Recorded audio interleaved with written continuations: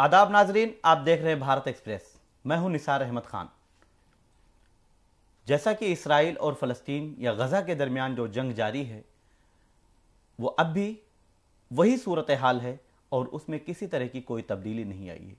लेकिन जंग के आगाज़ से लेकर ईरान और तुर्किया का जो मामला रहा है, उनका जो रवैया रहा है, उस पर आज हम बात करेंगे।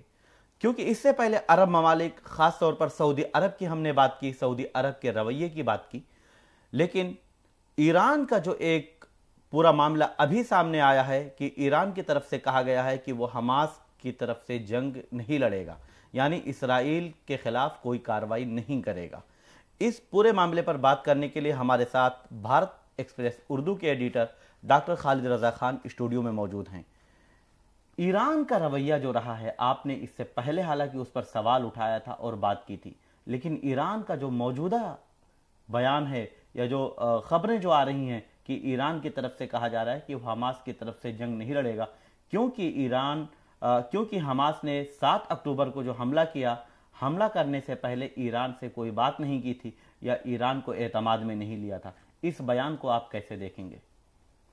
ईरान को यह बात एक सवा महीने के बाद समझ में आई, जब हमास ने हमला किया 7 अक्टूबर को। उसके बाद इसराइल की जवाबी कार्रवाई में जिस तरह से बेदरेग इंसानों का खून बहा, मासूमों का, उसके बाद इस ईरान ने हिमायत अपनी, ईरान, तुर्की, कई ममालिक ने हमास के लिए और ख़ास तौर से फ़िलिस्तीनियों के लिए अपनी हिमायत का ऐलान किया और कहा कि हम तमाम हालात पर नज़र रखे हुए हैं और पूरी तरह, और हम ज़रूरत पड़ी तो हम इक़दाम करेंगे और अमली इक़दाम करेंगे। ये बार बार ईरान की तरफ से आया और ईरान की तरफ से यही नहीं, ईरान ने अपनी फ़ौजी तैयारियां शुरू कर दी, ड्रोन का एग्ज़िबिशन शुरू कर दिया।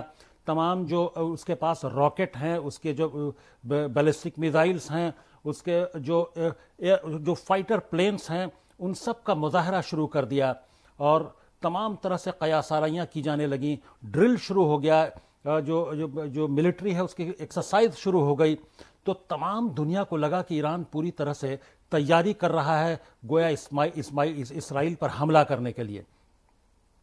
तो उसके बाद जिस तरह से ईरान के दरमियान में उधर से मिलिट्री तैयारियों का मुज़ाहरा चल रहा था और दूसरी जानिब ईरान के, अगर हम इस बात को ये कह सकते हैं कि ईरान के इश्तियाल-अंगेज़ बयानात आ रहे थे। तो ये इश्तियाल-अंगेज़ी किस लिए, क्यों इस तरह के बयानात आ रहे थे इश्तियाल-अंगेज़, और हमास के लोगों को और फ़िलिस्तीनियों को क्यों ये कह के वरगलाया जा रहा था कि ताकि उसी वजह से हमला और तेज़ होता चला गया। तो हमास की तरफ से हमला तेज़ हुआ, उससे ज़्यादा तेज़ी से इसराइल की तरफ से जवाबी कार्रवाई होने लगी। इसकी क्या ज़रूरत थी, जब ईरान को आखिर में यही फैसला करना था कि जब इस्माइल हानिया को दो टूक जवाब दे दिया ईरान के जो सुप्रीम लीडर हैं, जो खामनेई साहब, उन्होंने दो टूक अल्फाज में कह दिया कि चूंकि हमास ने 7 अक्टूबर को जो हमला किया, उसने ईरान को कॉन्फिडेंस में नहीं लिया था, ईरान को कोई इसकी जानकारी नहीं थी और इसके मकासद पता नहीं थे, इस वजह से इसराइल इस जंग में नहीं कूद सकता और ईरान इस जंग में नहीं कूद सकता। ईरान ने सिर्फ अपने बारे में ही नहीं कहा, ईरान ने यह भी कहा, अली खामनेई ने, कि हिजबुल्लाह भी इस जंग में नहीं कूदेगा। तो ईरान के जो सुप्रीम लीडर हैं, उन्होंने अपनी तरफ से 2 फैसले सुनाए कि ईरान उसमें शामिल नहीं होगा, हम इस तरह की जंग में शामिल नहीं होगा, हमास के साथ जंग में शामिल नहीं होगा।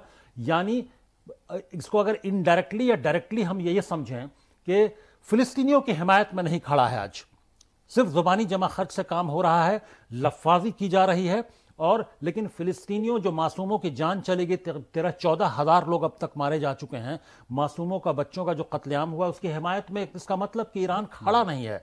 अगर उन मासूमों की जान की परवाह होती तो ईरान को ये बयान नहीं देना चाहिए था या उस तरह से कन्फ्यूजन क्रिएट नहीं करना चाहिए था, मिलिट्री एक्सरसाइज, मिलिट्री ड्रिल्स करके, अपने तमाम हथियारों का मुजाहरा करके, कि और पूरी दुनिया में वो मीडिया के जरिए जा रहा था कि किस तरह से हथियारों का वो मुजाहरा कर और प्रैक्टिस कर रहा था। तो इसकी ज़रूरत नहीं थी। तो यहीं पे डॉक्टर साहब ये सवाल उठता है कि ईरान की तरफ से जो इश्तियाल अंगेज़ी हुई उसकी आपने बात की, लेकिन जब 7 अक्टूबर को حماس نے حملہ کیا تھا تو ایران کی طرف سے حماس کا ہاتھ چومنے کی بات کہی گئی تھی، ان کا حوصلہ بڑھایا جا رہا تھا کہ انہوں نے بہت بڑا قدم اٹھایا ہے اور ان کو ہم سلام پیش کرتے ہیں. پھر یہ کیا تھا سر؟ بالکل، یہ کافی کنفیوژن کریٹ کر رہا ہے. سمجھ میں نہیں آ رہا ہے یہ کس طرح کا گیم چل رہا ہے تمام OIC ممالک میں. ایک تو OIC ممالک میں اور خاص طور سے سعودی عرب کا سٹینڈ سمجھ میں نہیں آ رہا ہے، اور ایران کا جو یہ بیان ہے علی خامنئی کا، ان کا یہ بیان اور کنفیوژن کریٹ کر رہا ہے. یہ سمجھ میں نہیں آ رہا کہ کسی طرح کا، دیکھیے ایک اینالسٹ کے طور پر، آبزرور کے طور پر ہم لوگ اس کو اگر اینالائز کریں تو یہ سمجھ میں نہیں آتا کہ کس طرح کا کوئی فرینڈلی گیم چل رہا ہے. کیا ہے کہ حماس کو اور فلسطینیوں کو پہلے تو اشتعال انگیزی سے کام لے کے ان کو یہ کہا جائے کہ ان کو چڑھا دیا گیا، ان کو کچھ بڑھاوا دیا گیا، اور حماس کے جیسا کہ بتایا آپ نے کہ ہاتھ چومنے کی بات کی گئی جب حملہ کیا اسرائیل پر، تو اور یہ بھروسہ دیا گیا کہ ایران پوری طرح سے پس پشت کھڑا ہے، ہر طرح سے سپورٹ کر رہا ہے، وہ دامے در میں سخریں، یہ اس طرح کے بیانات آئے. لیکن ایرانی صدر کے بھی ایرانی صدر کے بیانات آئے. اس کے بعد پھر علی خامنئی کا یہ بیان یقیناً ایک کمپلیٹ یو ٹرن ہے، یہ کہ اب پوری طرح سے ایران نے اپنا ہاتھ کھینچ لیا ہے. وہ یہ اور بات ہے کہ وہ کسی طرح سے انسانی امداد کی کارروائی کرتے رہیں اور حماس کو اپنا مورل سپورٹ دیتے رہیں. مورل سپورٹ ان کا ہو سکتا ہے، حزب اللہ کا بھی مورل، لیکن انہوں نے حزب اللہ کو بھی منع کر دیا ہے کہ حزب اللہ بھی نہیں ساتھ جو جنگ میں شامل نہیں ہوگا. تو اب فلسطینیوں کا مقدر سمجھا جا سکتا ہے. امریکہ اور تمام جو مغربی ممالک ہیں وہ کس طرح سے اسرائیل کی پشت پناہی کرتے ہیں، اور اسرائیل یہاں تک ہٹ درمی پہ آ گیا ہے کہ اسرائیل اب امریکہ کی بات تک ماننے کو تیار ہے. شروع سے ہی امریکہ تمام طرح سے حمایت کر رہا ہے، ہتھیار دے رہا ہے، balance and balance of dollars کا اعلان کر رہا ہے، بھیج رہا ہے اور امداد کر رہا ہے. اس کے باوجود اسرائیل کی ہٹ درمی دیکھیے کہ وہ امریکہ کی ہی بات ماننے کو تیار نہیں ہے. امریکہ نے کئی بار درمیان میں کہا، ہیومینیٹیرین ایڈ کی بات کہا، پاؤز کی بات کہا، اور بیچ میں جنگ بندی کا بھی ایک پروپوزل آیا. اور یہاں تک کہ امریکہ نے یہ بھی کہا، جو بائیڈن نے کہا کہ اسرائیل کی جو ایکسپینشنسٹ پالیسی ہے، جو جس طرح سے وہ نئی کالونیز بسانا، کولونائز کرنے کی، غزہ کو کولونائز کرنے کی اگر نیت اور پالیسی ہے تو امریکہ اس کی حمایت نہیں کرتا ہے، اور اگر ایسا کوئی پلان ہے تو امریکہ اسرائیل کی حمایت میں نہیں کھڑا ہے. اس کے باوجود اسرائیل ہٹ درمی کر رہا ہے اور اپنا پلان جو ہے روزانہ ظاہر کرتا رہتا ہے. غزہ میں وہ چاہتا ہے کہ اس کی موجودگی رہے، اس کی ملٹری کی موجودگی رہے اور انڈیفینٹ پیریڈ تک کے لیے موجودگی رہے. تو سمجھا جا سکتا ہے کہ نیت کیا ہے اور وہ اپنی کس طرح سے کولونائز کرنا چاہتا ہے غزہ کو، اور غزہ کے لوگوں کو چاہتا ہے کہ آس پاس کے جو ممالک ہیں لائک مصر اور جورڈان وغیرہ، وہاں پہ یہ لوگ ریفیوجی کی حیثیت سے چلے جائیں اور غزہ کو پورا خالی کر دیا جائے، اور غزہ پہ وہ الٹیمیٹلی وہ اسرائیل جو ہے پوری طرح سے قابض ہو جائے، چاہے وہ آج ہو، کل ہو یا چند برسوں کے بعد ہو، لیکن الٹیمیٹلی پلان وہی ہے. پہلے جو ایران کے سپریم لیڈر خامنئی کی طرف سے جو پورا معاملہ آیا ہے کہ انہوں نے اسماعیل ہانیہ سے ملاقات کے دوران یہ بات کہہ دی کہ ہم آپ کی حمایت نہیں کر سکتے ہیں یا آپ کی طرف سے جنگ نہیں لڑ سکتے، اسی دوران ایک بات اور سامنے آئی ہے کہ ہم آپ کو اخلاقی اور سیاسی مدد یا سیاسی حمایت کرتے رہیں گے. اس بیان کا پھر کیا مطلب رہ جاتا ہے؟ دیکھیے، ابھی وقت ہے اخلاقی اور سیاسی مدد کا اور اس طرح کے سپورٹ کا. وقت ہوتا ہے، آج بھی وقت ہے، لیکن یہ وقت صرف اخلاقی اور سیاسی مدد کا یا سپورٹ کا وقت نہیں ہے. یہ عملی طور پر سخت اقدامات کرنے کا وقت ہے. ایسے میں وہ اپنے آپ کو ثابت نہیں کر پا رہے ہیں. وہ فیلڈ ان کی لیڈرشپ رہی، فلسطینیوں کی جان نہیں بچا پا رہے ہیں. 14 کی کیسے لوگ ہیں یہ کہ 14,000 لوگوں کی جان جا چکی. ہاسپٹل پر یکے بعد دیگرے کئی ہاسپٹلز پر حملے ہوئے، ہیلتھ سینٹرز پر حملے ہوئے، ہاسپٹل کے گرد محاصرہ کر دیا اسرائیلی فوج نے، اور تمام معصوموں کی جان جا رہی ہے. وینٹیلیٹر پر بچے پڑے ہیں، بوڑھے ہیں، تمام طرح کے مرض میں مبتلا مریض ہیں، ان لوگوں کی جانیں جا رہی ہیں. اور اسرائیلی فوج کے حملے میں ان کے محاصرے کے ذریعے پانی اور تمام ضروری چیزیں بند ہیں، کھانا بند ہے، لوگوں تک یہ ضروری اشیاء نہیں پہنچ پا رہی. ایسے میں 14,000 لوگوں کی جان جانے کے بعد بھی اب وہ کہہ رہے ہیں کہ ہم سیاسی اور جو مورل سپورٹ ہے، اخلاقی سپورٹ، وہ ہم جاری رکھیں گے. یہ سیاسی اور اخلاقی سپورٹ کا وقت، اس سے آگے بڑھنے کا وقت ہے. وہ اس طرح کے جو اقدامات ہیں اسرائیل کے، جو اسرائیل کی طرف سے بے گناہوں کی جان لی جا رہی ہے، اس کو روکنے کی ضرورت ہے، عملی اقدام اس کی ضرورت ہے، اور تمام مسلم ممالک اور تمام جو OIC کنٹریز ہیں ان کو کم سے کم سوچنا چاہیے۔ تو ایسے میں وہ ایران کی لیڈرشپ سے جو امیدیں تھیں وہ کمپلیٹلی فیلڈ ہیں ایسے معاملے میں۔ 14,000 جانیں چلی گئی ہیں ہم جس کی بات کر رہے ہیں، اور جو بہت ہی افسوس کی بات ہے، اس کی مذمت کی جانی چاہیے، اور مذمت پوری دنیا میں کی جا رہی ہے، پوری دنیا میں فلسطین کی حمایت کی جا رہی ہے، لیکن ایران کا یہ بیان تمام فلسطینیوں کے لیے درد دہ، کافی دردناک، کافی تکلیف دینے والا ہے، کیونکہ ایران کا جس طرح سے ایک امید کی جا رہی تھی کہ سعودی عرب کے بعد ایران اور ترکیہ سے سب سے زیادہ امید ہے، لیکن ایران کے اس بیان کے بعد اب تمام فلسطینیوں کو ایران کے بارے میں کیا سوچنا چاہیے، کیا گمان کرنا چاہیے؟ جو حالات پیدا ہو رہے تھے پچھلے ایک مہینے سے، جس طرح سے لفاظی سے کام لیا جا رہا تھا وہ ایسی کنٹریز کی طرف سے، ویسے میں فلسطینیوں کو یہ سمجھ لینا چاہیے کہ یہ لڑائی ان کی ہے، یہ لڑائی ان کو ہی لڑنی پڑے گی، یہ ان کا اسٹرگل ہے، یہ ان کو خود سے لڑنا پڑے گا۔ دنیا مورل اور سیاسی سپورٹ دے سکتی ہے، لیکن لڑائی ان کو میدان میں خود اس بات کو ریئلائز کرنے کا وقت ہے۔ اسماعیل ہانیہ ہوں یا جو فلسطین کی، وہ تو اپنا گھوم گھوم کر اپنی حمایت مانگ رہے ہیں، لیکن یہ فلسطینی عوام کے سمجھنے کا وقت ہے۔ فلسطینی عوام کو یہ سمجھنا پڑے گا کہ یہ وقت جو ہے خود فیصلہ کرنے کا ہے۔ اب چونکہ یہ آزمایا جا چکا ہے، 1.25 مہینے کے بعد 14,000 لوگوں کی جانے جانے کے بعد بھی جب کسی طرح کا کانکریٹ اسٹیپ نہیں لیا OIC کنٹریز نے، ایران نے، ترکی نے، سعودی عرب نے، اور تمام جو اس طرح کے ممالک ہیں جو اپنے آپ کو OIC کنٹریز کا لیڈر ثابت کرنے کی کوشش کرتے ہیں، تو اب سمجھا جا سکتا ہے، یہ دنیا کو بھی سمجھ لینا چاہیے کہ ان لوگوں کا رویہ کیا ہے، ان لوگوں کی نیتیں کیا ہیں۔ تو اب بہت زیادہ فلسطینیوں کو بھی امید نہیں رکھنی چاہیے۔ آپ ترکیہ کے صدر رجب طیب اردوغان کی بات کر رہے تھے، آپ نے ان پر سوال بھی اٹھایا۔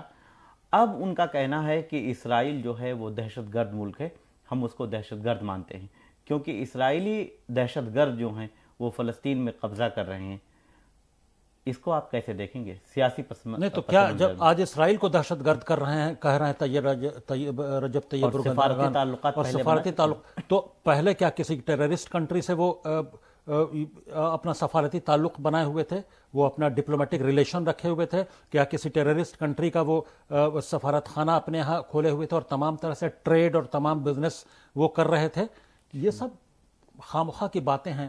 وہ آج ان کو ریئلائز ہو رہا ہے یہ ایکسپینشنسٹ پالیسی اور یہ جو عزائم ہیں اسرائیل کے، یہ ان کو پہلے نظر نہیں آ رہے تھے۔ وہ کیسے لیڈر ہیں؟ اگر دوراندیشی اتنی نہیں تھی ان میں تو وہ اپنے آپ کو لیڈر کیسے کہتے ہیں، اور وہ کیسے یہ خواب دیکھتے ہیں کہ وہ تمام دنیا کے OIC کنٹریز کا کے لیڈر بنے اور اپنے آپ کو اس طرح سے پروجیکٹ کرنے کی کوشش کرتے ہیں؟ جو یہ نہیں سمجھ پایا، آج اس وقت آ کر وہ اسرائیل کو دہشت گرد ملک کر رہے ہیں، ٹیررسٹ کنٹری کر رہے ہیں کہ ٹیررسٹ حملہ ہو رہا ہے۔ یہ قابل افسوس بات ہے کہ رجب طیب اردوغان اس طرح کی بات ابھی کر رہے ہیں ایسے موقع پر۔ ان کو یہ بات اگر سمجھنا تھا، یہ تمام چیزوں کو بہت پہلے سے سمجھنے کی ضرورت تھی۔ جی، اور دوسری طرف انہوں نے جو الشفا اسپتال ہے غزہ میں، اس پر جو حملہ ہوا ہے اس کو انسانی تاریخ کا بدترین حملہ قرار دیا ہے اور کہا ہے کہ اسے قبول نہیں کیا جا سکتا۔ لیکن جب بات آتی ہے عملی اقدام کی تو پھر عملی اقدام کیوں نہیں کرتے ہیں؟ ان کی طرف سے اب تک کیا پیش رفت؟ وہی تو وہ کر کیا رہے ہیں؟ اس طرح کے بیان ضرور دے رہے ہیں، مذمتی بیان دیتے دیتے تو تقریباً 1.25 مہینے ہو چکے، اور 39-40واں دن اب شروع ہونے والا ہے، 39 دن ہو چکے۔ وہ یہ تمام لوگ، چاہے وہ رجب طیب اردوغان ہو یا ان کے ہم منصب ہوں تمام OIC کنٹریز کے، وہ سب کر کیا رہے ہیں کانکریٹ اسٹیپس؟ یہ انسانی تاریخ کا بدترین حملہ، بدترین جو بھی ہے قتل عام، وہ قرار ضرور دے رہے ہیں، لیکن وہ عملی قدم، کانکریٹ اسٹیپس لینے کو تیار نہیں ہیں۔ وہ جس ملک کو دہشت گرد وہ کہہ رہے ہیں، اور جس ملک کے اس رویے کو، اس حملے کو دہشت گردانہ کہہ رہے ہیں، کیا وہ اس کو روکنے کے لیے، اس دہشت گردانہ اقدام کو روکنے کے لیے ان کے پاس کوئی فارمولا ہے، کوئی طریقہ ہے؟ اگر نہیں ہے تو اس طرح کی لفاظی کر کے ان کو خامخواہ کا، اور جو وہاں فلسطین میں کے لوگ ہیں ان کو بھڑکانے کی ضرورت نہیں ہے، ان کے جذبات کو اشتعال میں لانے کی ضرورت نہیں ہے۔ اسی سلسلے میں آخری سوال ہمارا کہ رجب طیب اردوغان نے پارلیمنٹ میں کہا ہے، واضح طور پر کہا ہے کہ حماس جو ہے یہ کوئی دہشت گرد تنظیم نہیں ہے، بلکہ غزہ کی ایک سیاسی تنظیم ہے، اور اس نے 2006 میں الیکشن جیتا ہے۔ ایک طرف آپ اسرائیل کو دہشت گرد تنظیم مانتے ہیں، دوسری طرف آپ حماس کو دہشت گرد تنظیم نہیں مانتے ہیں، اور یہ کہتے ہیں کہ فلسطینی اپنی لڑائی لڑ رہے ہیں۔ تو پھر فلسطینیوں کی حمایت میں آپ کہاں کھڑے ہیں؟ اگر حماس دہشت گرد تنظیم نہیں ہے تو آپ اس کی حمایت میں کہاں کھڑے نظر آ رہے ہیں؟ پھر وہی سوال کہ آپ نے صرف زبانی جمع خرچ سے کام کیا ہے۔ یہ تو پوری دنیا کنفیوز ہے، ہم تمام لوگ، پوری دنیا کے عام لوگ جو ان کے ساتھ ساتھ جو صحافی ہیں، انہیں ہر دوسرے دن بدلتے بیانات کے ساتھ لوگوں کو سمجھ میں نہیں آ رہا ہے، ہم لوگ بھی سمجھ میں نہیں پا رہے ہیں کہ آخر ان کی منشا کیا ہے، وہ چاہتے کیا ہیں اس طرح کے لیڈران، رجب طیب اردوغان ہوں یا باقی لیڈران ہیں، وہ ان کا مقصد کیا ہے؟ وہ کیا چونکہ کوئی فیصلہ قوت ارادی نہیں ہے، قوت فیصلہ نہیں ہے، اس وجہ سے وہ شاید کنفیوزڈ ہیں، وہ فیصلہ نہیں کر پا رہے ہیں، یا جو عالمی سطح پر جو انٹرنیشنل لیول پہ جو حالات ہیں وہ اس سے جیل کرنے میں مجبور نہیں کر پا رہے ہیں، اس میں جیل۔ اور آخر کیا وجہ ہے کہ ہر دوسرے تیسرے دن ان لوگوں کے بیانات، ان لوگوں کے سٹینڈز بدل رہے ہیں، اور لگاتار بیانات بدل رہے ہیں، اور اس سے وہاں اور حالات پر کوئی اثر نہیں پڑ رہا ہے، لگاتار قتل عام جاری ہے فلسطینیوں کا۔ ڈاکٹر صاحب بہت شکریہ آپ کا تفصیلی بات چیت کے لیے۔ تو ایران کی طرف سے جو بیان آیا ہے اور حماس یا فلسطین کو لے کر کہ ایران اسرائیل کے خلاف ان کی جنگ نہیں لڑ سکتا، تو یہ بیان جو ہے اس کے کئی سیاسی مطلب نکالے جا سکتے ہیں۔ اس پر جو سوال پہلے اٹھایا جاتا رہا کہ ایران پس پردہ اسرائیل کے ساتھ ملا ہوا ہے اور وہ اسرائیل سے مل کر فرینڈلی گیم کھیل رہا ہے، اس پر سوال اٹھنا لازمی ہے۔ دوسری طرف رجب طیب اردوغان جو ترکیہ کے صدر ہیں، ان کا بیان بھی سوالوں کے گھیرے میں ہے، اس پر بھی سوال اٹھنا لازمی ہے۔ بہرحال ایران اور ترکی سے جو امیدیں تھیں فلسطینی عوام کو، غزہ کی عوام کو، وہ شاید اب مایوس ہو سکتے ہیں، اور ان سے بہت زیادہ امیدیں مستقبل میں بھی نہیں رکھی جانی چاہیے۔ آپ دیکھتے رہیں بھارت ایکسپریس اور ہمیں دیجیے اجازت۔ شکریہ۔